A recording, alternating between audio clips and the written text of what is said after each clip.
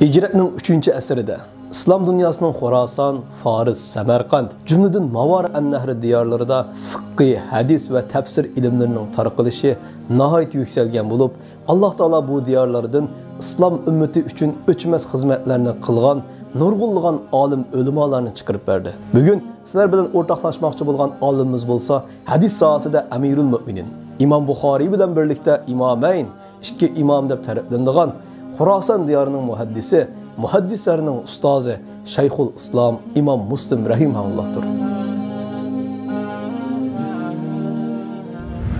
İmamning to'liq ismi Muslim ibn Hajjaj Abul Husayn al-Qushayri bo'lib, hijratning 204-yili bugungi Eronning shimoliga joylashgan Naysaburda islomiy bir oilada dunyoga kelgan. Imom Muslimning dadasi o'g'lini ilm olishga alohida rag'batlantirgan bo'lib, imom kichkidan Qur'oni Karimni yodlab bo'lgandan keyin Usuluddin ilmini va shu zamonlarda Naysabur diyorida kengri tarqalgan Imom Shofiyning mazhabidagi fiqh ko'z qarashlarini o'rganishga boshlagan. O'zida ma'lum miqdorda ilmiy quvvat tayyorligi hosil qilgan Imom Muslim yoshlik davriga qadam qo'ygandan keyin hadis ilmiga yuzlangan bo'lib, Naysabur diyoridagi butkul katta muhaddislar bilan uchrashib, ulardan hadislarni o'rgangan.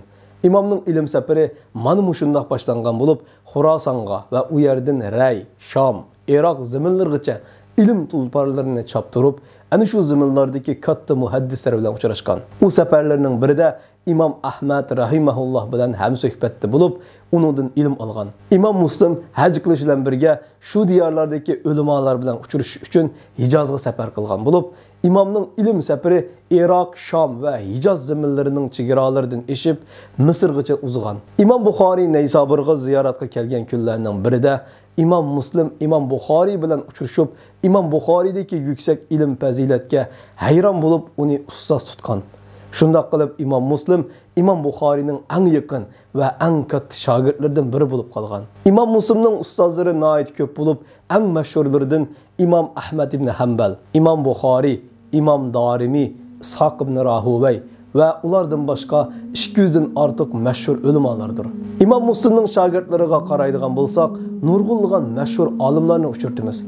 Ulardan İmam Tirmizi, İmam İbn Abi Hatem, İmam İbn Huzayma ve başkalar var bo'lib, İmam Muslimning ilmdagi yuksakligi bütün İslam aqlimlariga tarqalgan edi.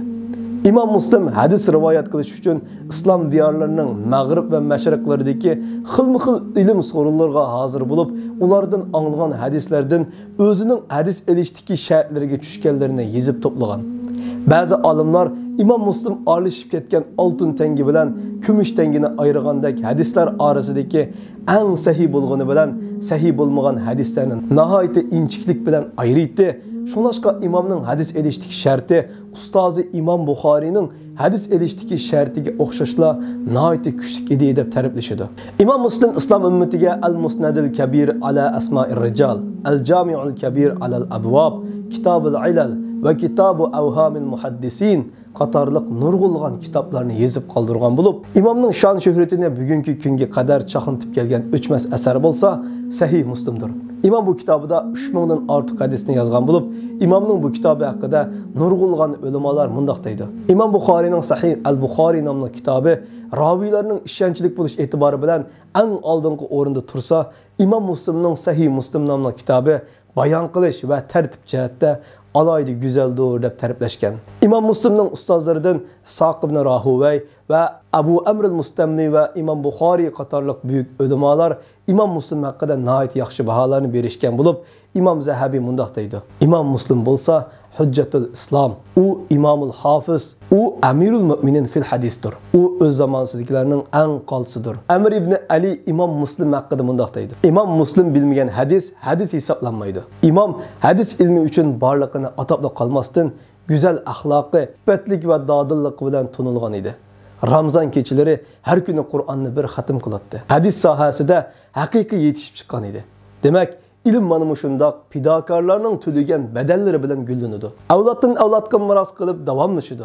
Bugungi realligimizga nazar soladigan bo'lsak, bir qism o'quvchilardagi ilmga bo'lgan himmatning tubanligi, ilmni diplom va yoki jon boqishning yo'li qilib olg'achqa, ularning zehnida haqiqiy ilmning nima ekanligi g'uvolashib, ilmning huzurini his qila olmay, uning she'rin ta'mini tetiy olmayotdi. Eng xatarligi bo'lsa, ilimning haqqini bermasdan bir qancha yil kitob ko'tarib yurib qo'yibla bilimli kishi yoki ilm ahli to'niga kirib olib, ilmning martabasini tushirishga tiqimi ig'ir bo'lganda, u ilm nisbat berilayotgan islomning sha'niga dog' keltiradigan ichinishlik oqibatlar kelib chiqmoqda. Ulamolar aytganidek, shar'iy ilm Allohning nurining tajallisidir. Bu ilmni talab qiluvchilar xuddi Imom Muslimdek pok, shundaqla barligini uningga atiyolaydigan bo'lmaganida, eng muhimi suzik qalbga ega bo'lmaganida undaq kishiga Allah o'z nurini asla yaqinlashtirmaydi. Shundaq Imom Muslim hayotini Allohning rizoligini maqsad qilib, Rasulullohning hadislariga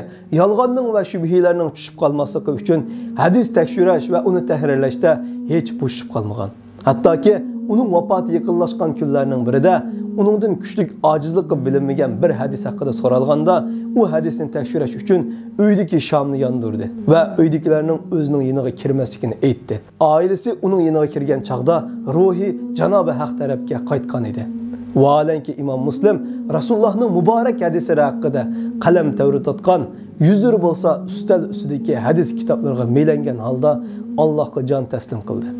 Bu dal hijratning 261-yili Rajab oyining 25-kuni bo'lib, Imom Muslim 57 yoshda edi. Alloh taolo Imom Muslim hazratlaridan rozi bo'lsin va yuqorida tilga ilingan yoki ilinmagan barcha muhaddis ulamolardan rozi bo'lsin.